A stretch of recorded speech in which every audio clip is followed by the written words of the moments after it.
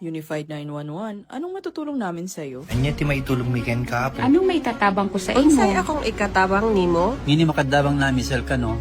Sa anumang wika o dialekto, may tulong na darating sa iyo.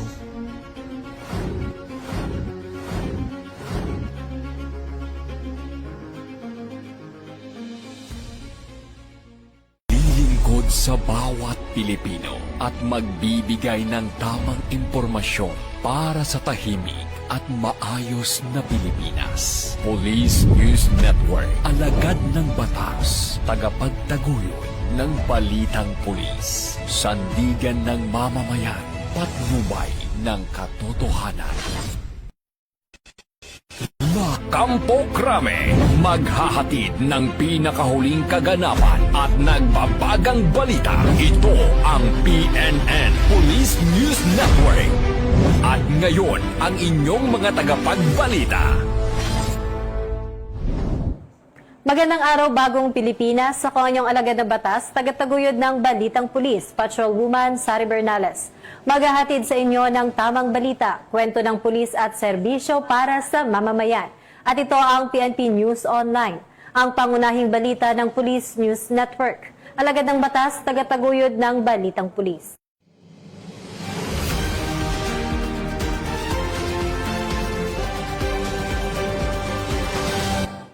Narito ang mga balitang hatid ng ating PNN correspondents mula sa iba't ibang panig ng bansa.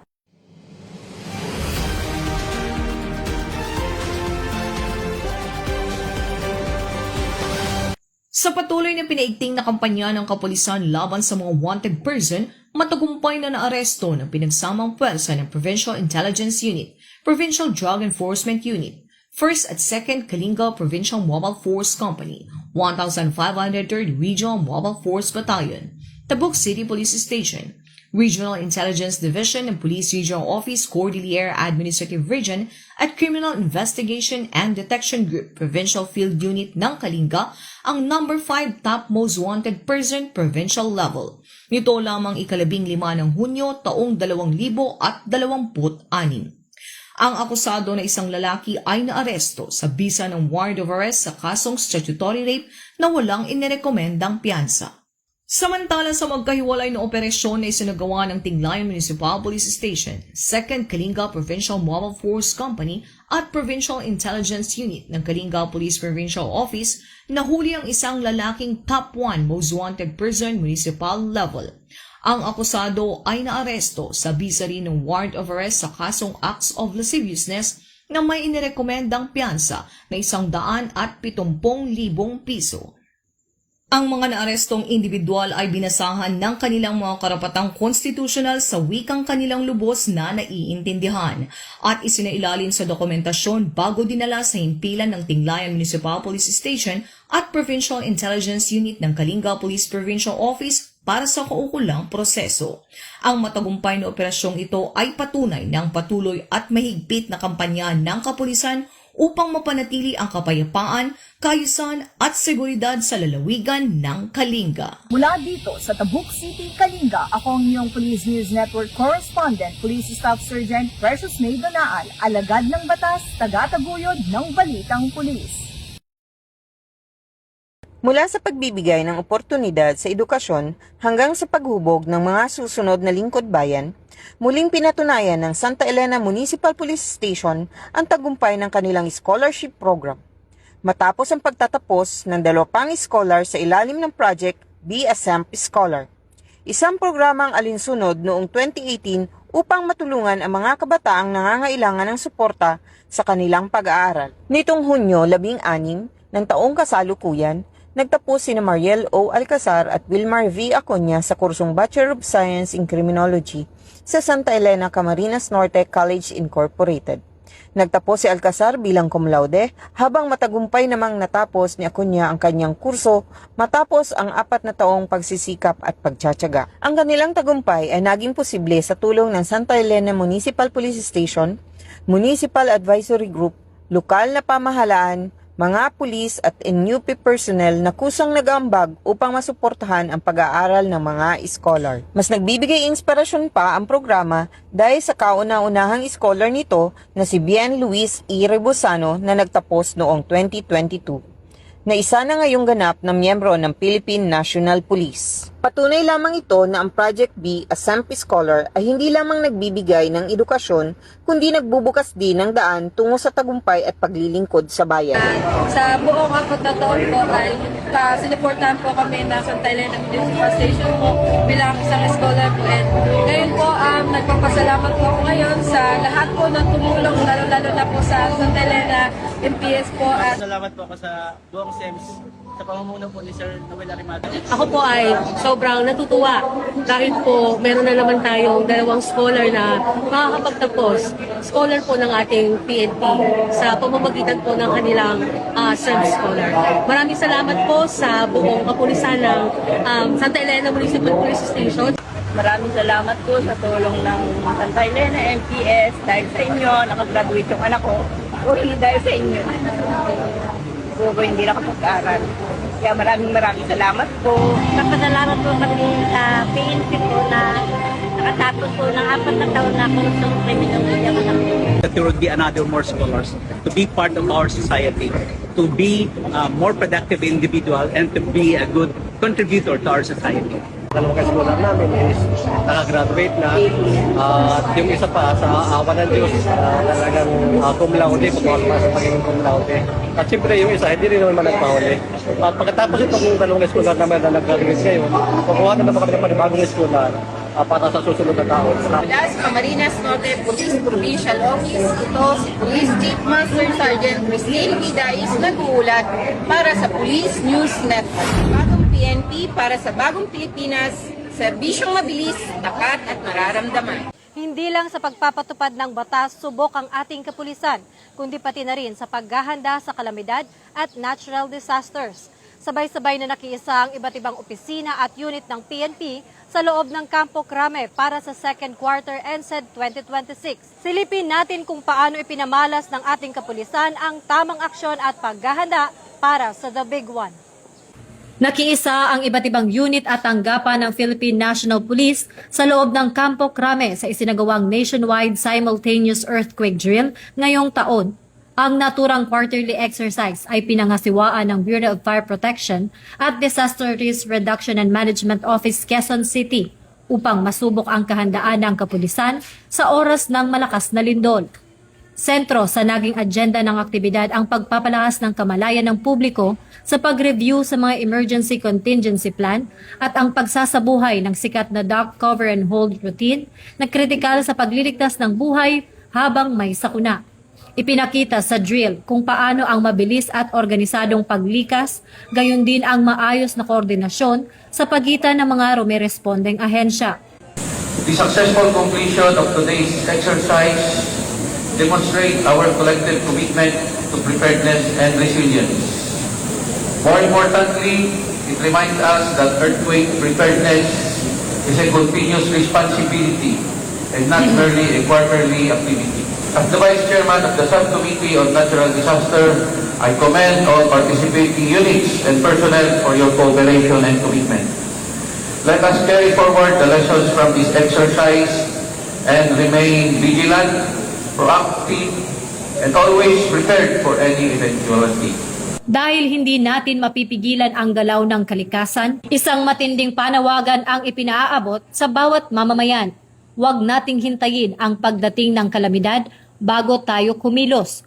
Ugaliing makilahok sa mga ganitong pagsasanay sa inyong mga komunidad, maghanda ng go bag at laging tandaan ang mga pangunahing hakbang sa kaligtasan. Ang tunay na kaligtasan ay nagmumula sa maagang paghahanda at disiplina ng bawat isa. Dito sa Campo Crame, ako po si Patrol Woman Sari Bernales, nagbabalita para sa Police News Network. Bagong PNP para sa bagong Pilipinas, serbisyong mabilis, tapat at nararamdaman. Opisyal nang binuksan ng Police Regional Office 10 ang Child Development Center sa Camp Vicente G. Alagar, Lapasan, Cagayan de Oro City, noong Hunyo 16, 2026. Para sa mga anak ng uniform at non-uniform personnel, Ang pasilidad ay resulta ng pagtutulungan ng Pro-10 Officers Ladies Club Foundation at ng Cagayan de Oro City Social Welfare and Development Office na naglalayong magbigay ng ligtas, masaya at makabuluhang kapaligiran para sa maagang pagkatuto at paghubog ng mga batang dependents ng mga tauhan ng Pro-10. Personal na ininspeksyon ni Police Brigadier General Christopher N. Abrahano ang bagong pasilidad at binigyang diin na bahagi ito ng patuloy ng pagpapahalaga ng organisasyon sa kapakanan ng mga tauhan at kanilang pamilya. Nagsagawa rin siya ng maikling storytelling para sa mga bata. Dumalo rin sa pagbubukas sina Police Colonel Aaron Mandia, Deputy Regional Director for Administration, at Police Colonel Nelben Rico Hermoso, Chief Regional Staff. Ayon kay General Abrahano, higit pa sa isang pasilidad ang Child Development Center dahil sumisimbolo ito sa patuloy na malasakit sa kapakanan ng mga pamilya at ng mga tauhan nito. Ang Pro-10 CDC ay may layuning makatulong sa paghubog ng isang henerasyong may matibay na pagpapahalaga sa serbisyo, integridad at kahusayan habang pinapatibay ang pundasyon ng bawat pamilyang pulis. Mula dito sa inyong higalang pulis, Regional Office 10 Public Information Office.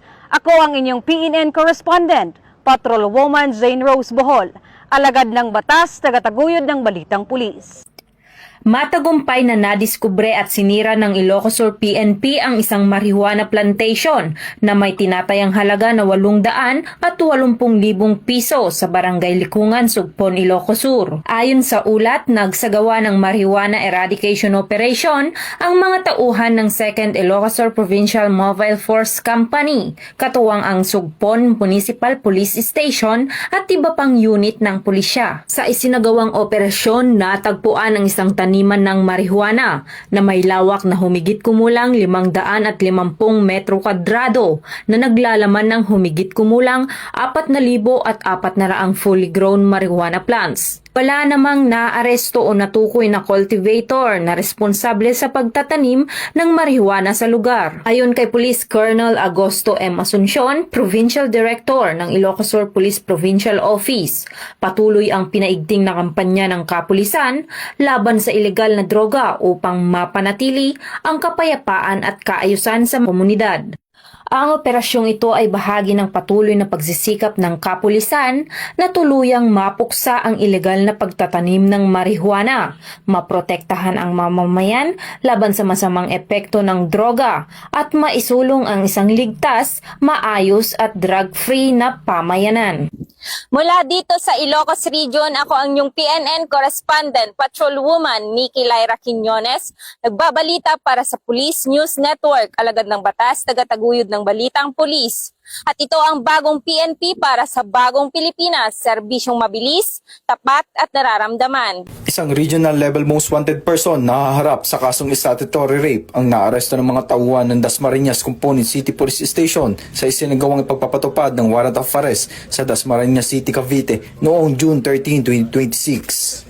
Kinilala ni Police Lieutenant Colonel MacArthur S. Mercader, Hepe ng Dasmariñas CCPS, ang suspect na si alias Arnel, 61 taong gulang at kasalukuyang residente ng nasabing lungsod. Ayon sa ulat, inaresto ang akusado sa bisa ng warrant of arrest para sa kasong statutory rape na inisyu ng Regional Trial Court Branch 128 ng Dasmariñas City noong July 12, 2024. Nakasaad din sa kautusan ng hukuman na walang inirekomendang piyansa para sa pansamantalang kalayaan ng akusado. Matapos ang operasyon, dinala ang suspect sa custodial facility ng Dasmariñas CCPS para sa kaukulang disposisyon, habang isasauli naman sa korte ang naisilbing warrant of arrest para sa tamang dokumentasyon.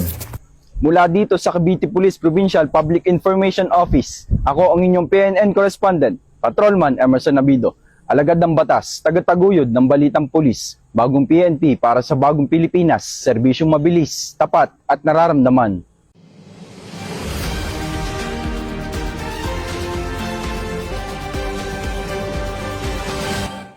At yan ang mga balitang nakalap ng ating PNN correspondents mula Luzon, Visayas at Mindanao.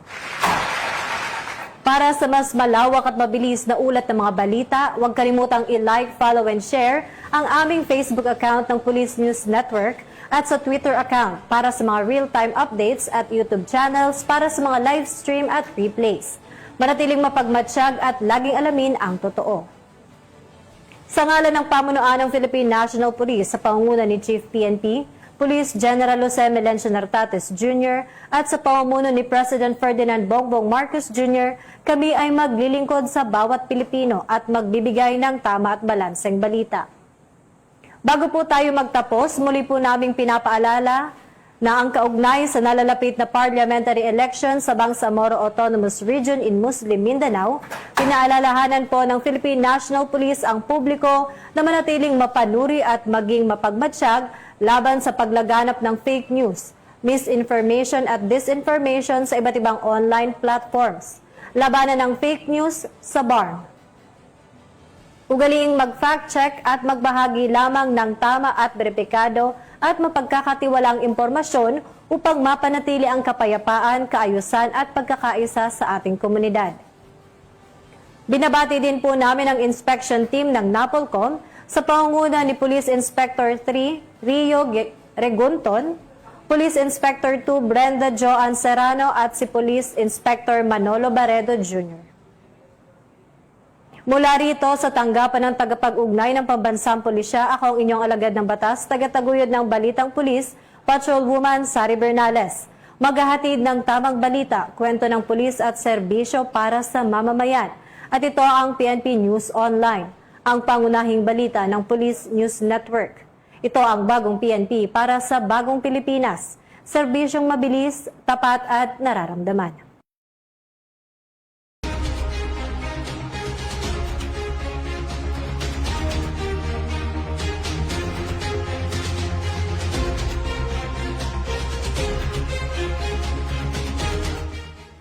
Police News Network, alagad ng batas, tagapagtaguyod ng balitang pulis.